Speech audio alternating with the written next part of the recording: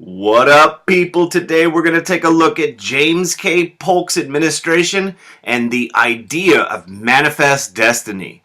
And important to keep in mind is when Polk wins the presidency in 1844 as the Democratic candidate. He's a dark horse candidate, comes out of nowhere, beats the Whig Henry Clay. He has a couple of goals, and they're really simple. One, he wants to lower the tariff. Two, he wants to expand the boundaries of the United States, this idea of manifest destiny. And three, he has some areas that he's looking at. These are the areas that in his mind are America's destiny to acquire. My destiny. Oregon, the annexation of Texas, and the acquisition of California. We're going to deal with the first two in today's lecture.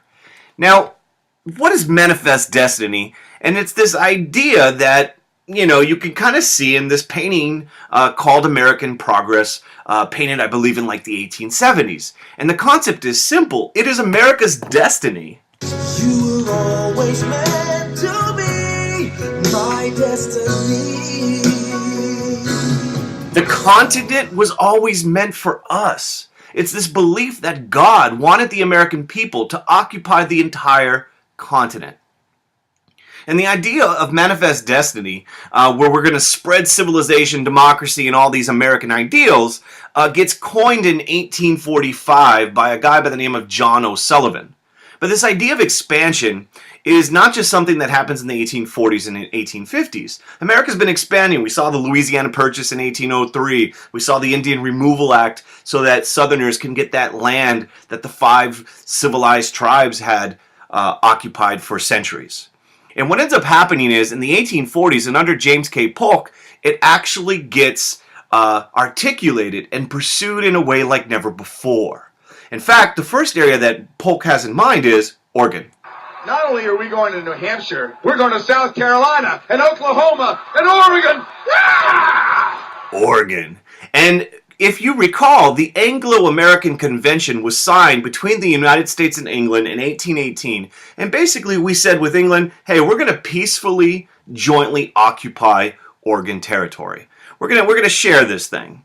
And important to keep in mind as well is Oregon territory was at one time or another claimed by Spain, Russia, England, and the U.S.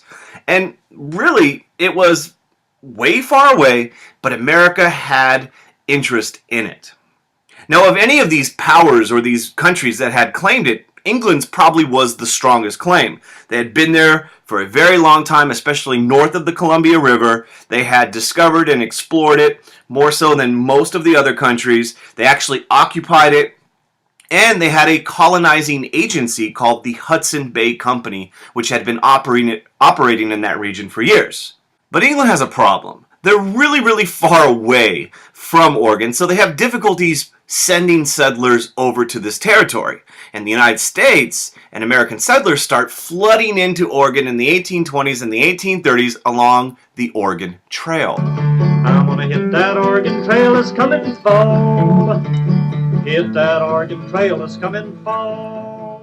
And really, it's Methodist missionaries who are the first Americans to kind of come to the region. Methodist missionaries stimulate interest in this faraway territory. And along the Oregon Trail, which is over 2,000 mile journey, other Americans, fur traders, and other settlers start coming into the region.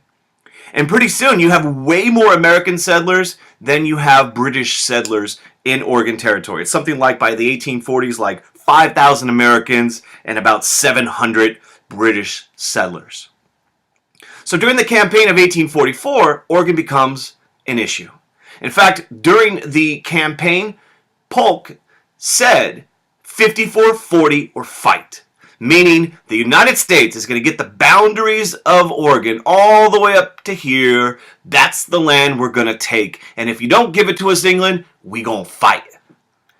Now, what ends up happening is Oregon, it's not a big priority for the British Empire. And what ends up occurring is compromise and eventually the Oregon Treaty, which says, so long, farewell, we're going to leave. And basically England gives up claims to Oregon territory. They divide it not at 54-40, but at the 49th parallel you see right here. There's no war needed, no blood spilled. But one thing England does get is access to Vancouver Island for fishing and other resource purposes. So the Oregon situation is resolved, and Polk adds a big chunk of land to American territory. Now, the area that Polk was really interested, first priority was not Oregon, it was Texas. And a little historical context for you. If you recall, Texas had become an independent republic following the Texas Revolution, as Sam Houston becomes the first president of Texas in 1836. And according to Mexico and the leader Santa Anna, they reject this. You are not an independent country. In fact, Santa Anna says Texas is still part of Mexico. Now, as a result of this kind of dispute, the United States really needs to figure out what is our policy going to be towards this new nation, the Lone Star Republic. And Jackson very quickly, following Texas independence, says, hey, homie, we down with you.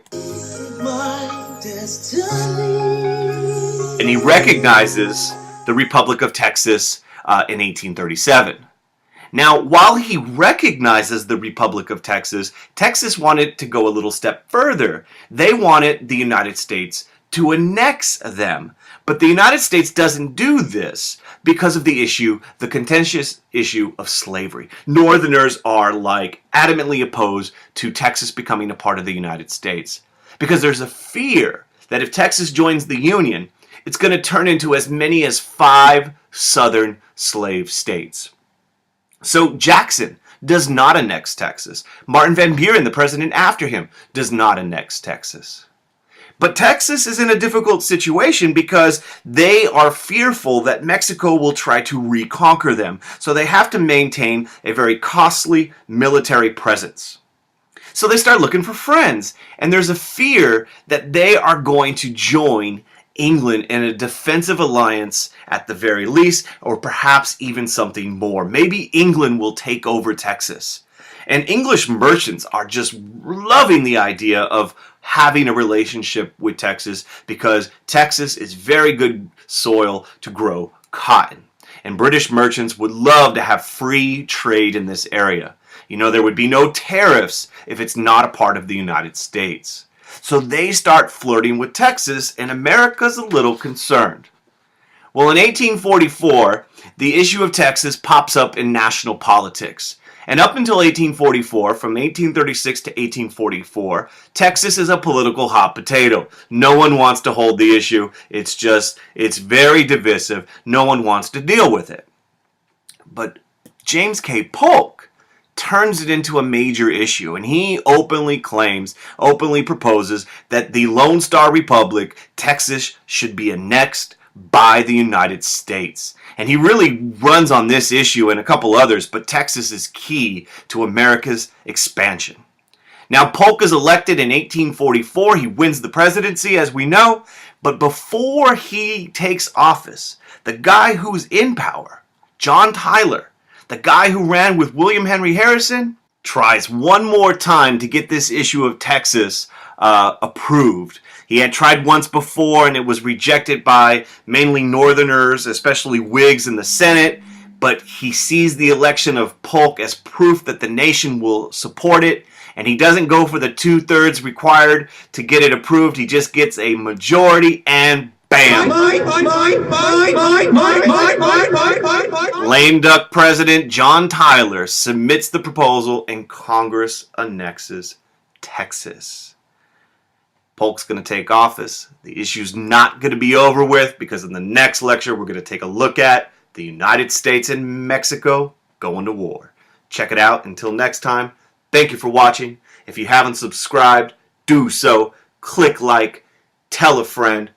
Peace.